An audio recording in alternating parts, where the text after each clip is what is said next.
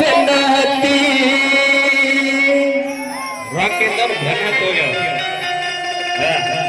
ಹೇ ರೊಕ್ಕ ಅಂತ ಯಾಕ ಸಾಯ್ತಿ ರೊಕ್ಕಿದ್ದವನ ಬೆನ್ನ ಹತ್ತಿ ಹೌದಾ? ಹಾನಿ ಮಾಡಿ